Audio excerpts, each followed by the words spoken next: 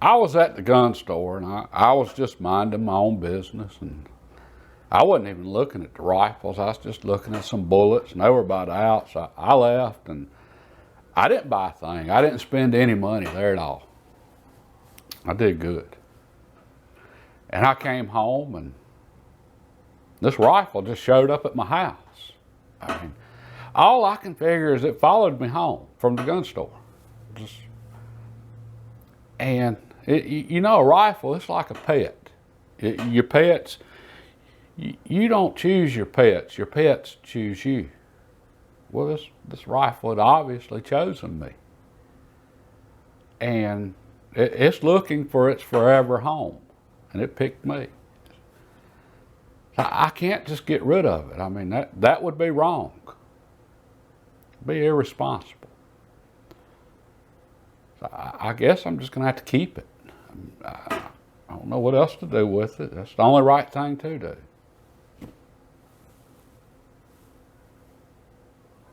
Do y'all think Mrs. River will believe that one? Probably not. Guess I'm going to have to tell her the truth. I was at the gun store, and I bought this rifle case. It's a nice case. I don't have to tell her there's a gun in it. Just kidding. I went ahead and told her the truth. I didn't want to. I was dreading it. And that conversation went just about like I thought it was going to go.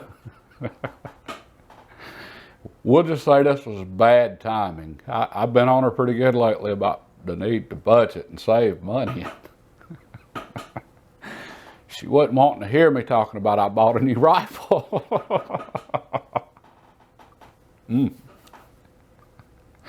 Yeah, you can imagine how that went. But I wanted to share this with y'all because, well, hey, I need to share this with somebody that'll understand. Because she sure didn't. And let me tell y'all the story on this one, because this is a pretty good story. All right, the last video where I was at the range shooting 22, well, I was riding with Joey. You saw him in the video, I think. And on the way back, Joey said, hey, let's stop by the gun store. I said, okay. You know, we stopped in there, and I really was not looking at the rifles. I don't need a rifle. I'm not looking for a rifle. I honestly was looking at the bullets, just seeing what was left on reloading components and ammo, and there ain't much left. And Joey said, hey, what's that rifle up on the rack with the wooden stock? And I looked over there and I saw this absolutely gorgeous rifle. I mean, it's gorgeous. And you could tell it was from a different time. I didn't recognize the rifle. It just wasn't registering, which that kind of surprised me too, but you could just tell this one was special. I said, it's from a different time, a different era. And there's just something about stuff from way back that when you see it, you just recognize this is something different. And good examples. I collect old drink bottles when I find them, certain ones. And this is an old Coca-Cola bottle here. This one's from about 1909. So yeah, this is pretty old. And when you look at this, you can just see, and just the fact that it's glass, all right, that shows it's old to start with. But even for those of us that grew up with glass bottles, when you look at this one, you just recognize this is something different. All right, first of all, it's not the hobble skirt traditional Coke bottle we're used to seeing. Those came out in 1915. This is a straight-sided. You see a straight-sided Coke bottle, it's pre-1915. And you can just look at the glass on this, and it's thicker. The writing's different. It's just, you can just recognize this is from a different time. This is old Pepsi bottle here, same thing. This one's from about, I don't know, 1913. And same thing, you just look at it, either one of these and you recognize these are different. Just, you just don't see this now. You haven't seen anything like this. Nothing like this has been around in a long time. And even the writing on them, this Pepsi bottle has the sanitary plant written on it. This is from back when it was marketed for medicinal purposes. Pepsi had Pepsid in it, which was to help you with indigestion and stomach problems. This is when these were sold at the drugstore. And Coke, well, Coca-Cola's had cocaine in them.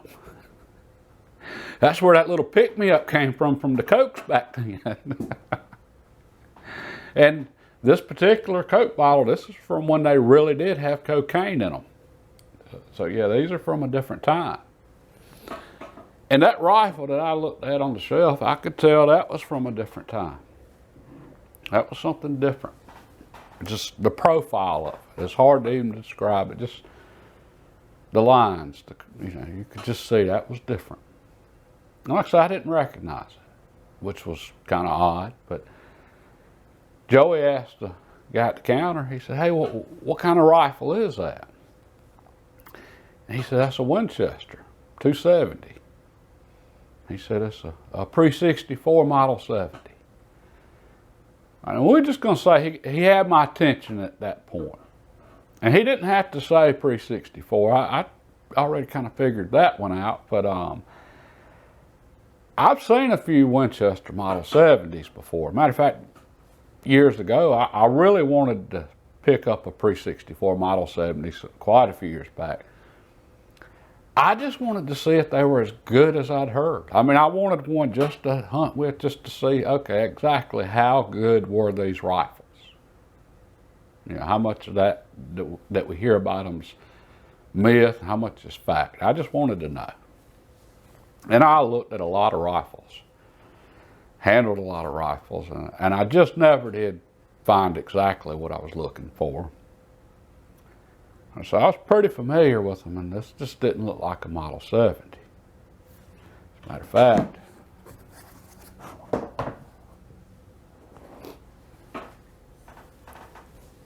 this is the view I had right here of it up on the rack, basically. And it just didn't look like a Model 70. Well, he handed me the rifle, and I'm looking at it. And I didn't have my reading glasses on. So I couldn't make out the writing on the barrel. But I'm going over every little detail on this rifle. Just, again, something just was not adding up for me. Something just, it didn't look right. Something was wrong here. And I'm looking for signs of, okay, the stock was changed, or the barrel was changed, or something. I mean, just, I was already kind of not expecting this to be there, not expecting it in the least. And this particular gun store, they don't carry many used rifles at all. It's mostly new stuff. So I'm kind of just dumbfounded that it's even there, and then it just not looking right. And I'm looking for something that's telling me this is altered or something wrong. And I went over, and it's kind of like looking, not being able to see the forest for the trees. I was looking at so many little details that I didn't just step back and, really look from a distance, I guess. But anyway, I handed the gun back to him, and Joey and I left. And Joey was going to drop me off at my house. And I was just really scratching my head hard on that rifle. And then Joey said, well, why did it have a hole in the bolt handle? Right here. And as soon as he said that, everything just clicked. I mean, it all made sense then. I had seen and handled a good many pre-64 Model 70 Winchesters. The thing is, this was not a pre-64 Model 70 Winchester. That's why I didn't recognize it. This was a pre-64 Model 70 Winchester Featherweight. And when Joey asked me about that hole in the handle, I knew exactly what it was. And like I said, it all clicked. And one of the things they did to save weight on the featherweights was they drilled a hole in the bolt handle just to shave off what little bit weight they could, everywhere they could, including putting a smaller barrel, slimmer taper barrel.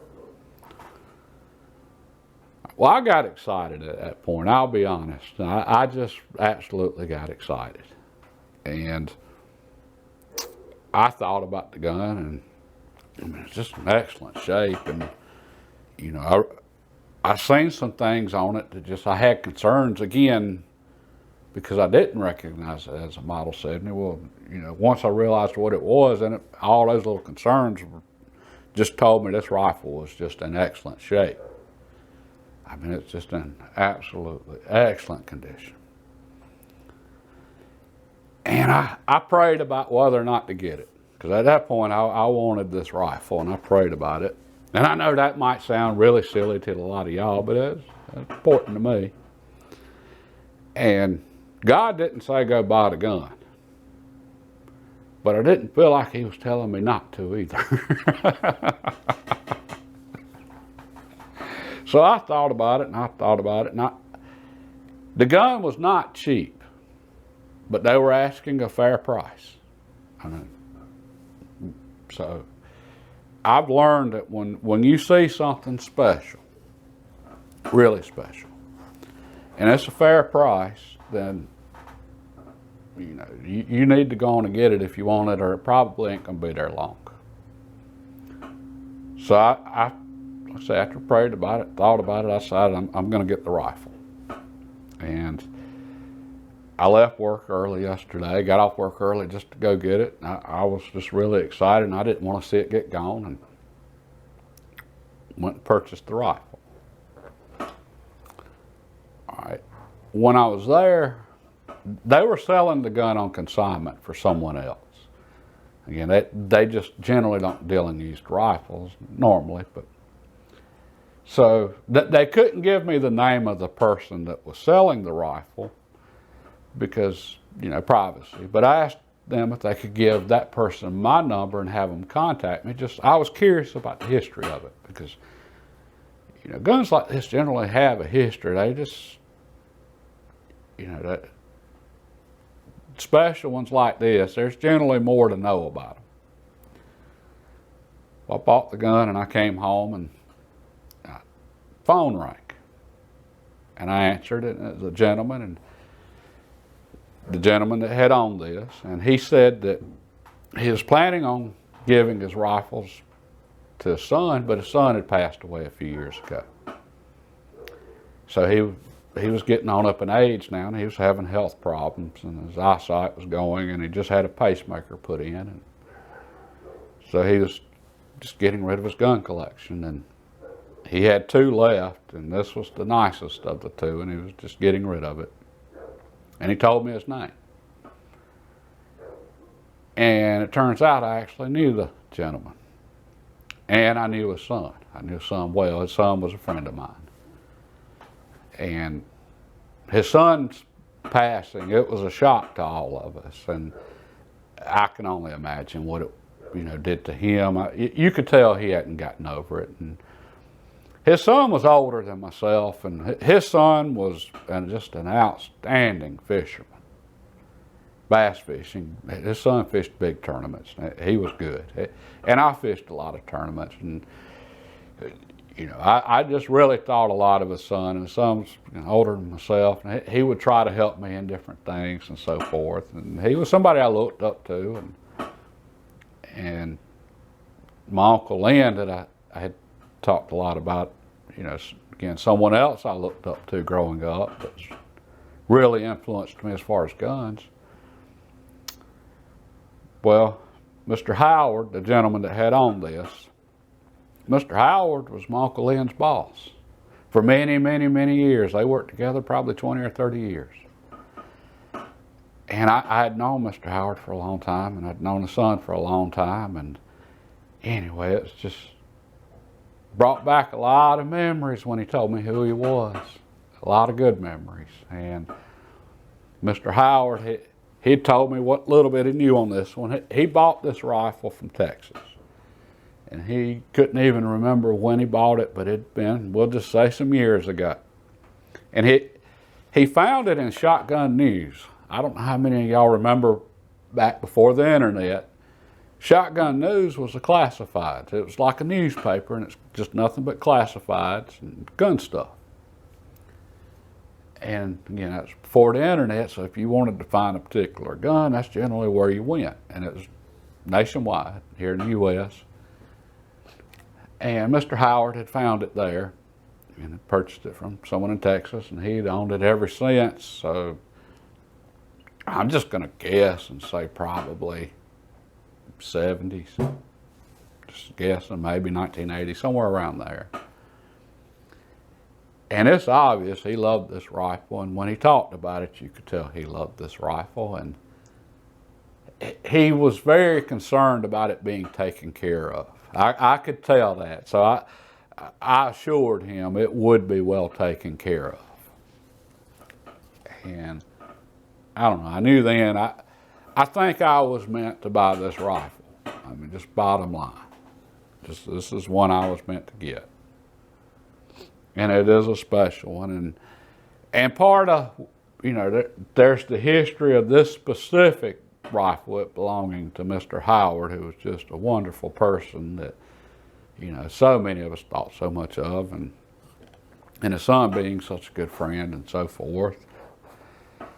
Well, there's the history of this particular one, but then there's the history of the featherweight, especially 270. All right, most of you know who Jack O'Connor was. I mentioned him a couple times. I'm trying to learn a few things from the past from him. Well, his famous #2 rifle that he loved so much, this is what that was, in 270, just like this one. Except for his had a custom stock by Al Beeson, and his was made in 1959, I believe, and this one's 1960. That's pretty neat. That's a special rifle. And like I said, I just wanted to share that with y'all. But this gets a little more interesting on a couple of levels. Like I said, I prayed about it, and God wasn't saying don't get it. Well, I felt like, you know, it was okay with me getting this one. Well, and I said I got off work to go pick it up. That's yesterday, and I did, and broke the news to Mrs. River. Well, during the conversation, I got a text on my phone from a boss, and a co-worker of mine tested positive for COVID yesterday. He was at work yesterday, and he left also because he was feeling really bad. So it's just, I don't know, it's strange, all that happening in one day, and we'll just say yesterday was one roller coaster of a ride. I'm on quarantine right now. We'll just say we work pretty close together. Yeah, I'm quarantining, and I'm going to go get tested, give it about 3 days, just hopefully no symptoms show up and all that. But I got to thinking how funny that is that leaving early yesterday, hey, that might have been what kept me from getting it. My coworker had already left, but I mean, you know, we shared the same area, and it was confined space, and I could get it either way, but not being there until the area is disinfected, that didn't hurt me. And I don't normally leave early to go do anything. I don't normally leave work early, period, for nothing, but the one time I did, it might have turned out to be a really good thing. And then for this to be Mr. Howard's rifle, it's funny how things work out. So yes, I am excited about this rifle. At the same time, a lot of you know my thoughts on minimalism and not having too much and not spending too much. I mean, this is the Simple Living channel. This is about, you know, again, living simple, not being too materialistic, not getting caught up in buying things. And my thoughts are, I've got enough rifles. I don't need any more. And I decided a long time ago, whenever I buy a new rifle, I'm going to get rid of one I have. Keep my expenses down, keep everything in perspective, and so forth. The problem is, I ain't got anything I really want to get rid of. The few rifles I have, I really think a lot of them. And I've gotten rid of most of the ones I just don't really care about. And to cover this one, I might have to get rid of a couple. And at the same time, for those of you that are just joining us, I'm doing putting together a set of working guns for this year, 4 guns, my 4-gun hunting set. The 4 firearms I would need to cover absolutely everything I could want to do hunting. And that's all you need is 4. I could get by with 3, to be honest. And that's a shotgun, a 22, and 2 centerfires. And I just finished the 22, and I was just about to start on one of the centerfires, a Winchester Westerner and 270. Problem is, I don't need 2 270s. So what I'm thinking right now, and I think a lot of you might enjoy this, I know I'm certainly looking forward to this. I'm thinking do a head-to-head challenge between the old Winchester 270 Model 70 and the new Winchester 270 Model 70. A head-to-head challenge between the two. Just, absolutely go through every detail on both of them. Work up loads for both, compare shot groups, weight, everything. Old versus new. And let's see which one comes out on top. And at the end of that, I'll be honest, I might not want to get rid of either one of them. That Winchester Westerner is a newer rifle, but it's special in its own, regards. It's a pretty interesting rifle on its own. But I think it would be really fun to put the two, against each other, just straight up challenge. And I think we're going to do that, and then figure out, this might end up in the 4-gun set versus that Westerner. But that's where that challenge will come in, and that's where I'm at right now. And I'm probably going to start that this week. It seems I suddenly have a little extra time on my hands since I'm in quarantine right now. And I'm definitely going to try to go squirrel hunting. I can social distance out in the woods pretty well. That's one thing I did want to do, is get some trips out to the woods squirrel hunting. So we're going to try to do that this week also. But anyway, I'm going to scratch my head on what would the parameters of a challenge be between these two, a comparison, a serious challenge, comparison between the two. I'm going to try to put together all the details for that. And if any of you have any thoughts, just let me know. I'm just, again, we're working out the details here, but I think that'll be a lot of fun. Just, the old versus the new. So that's where we're at right now. And I just really wanted to share this with y'all. I needed to share it with somebody that would appreciate it. So God bless and have a good day.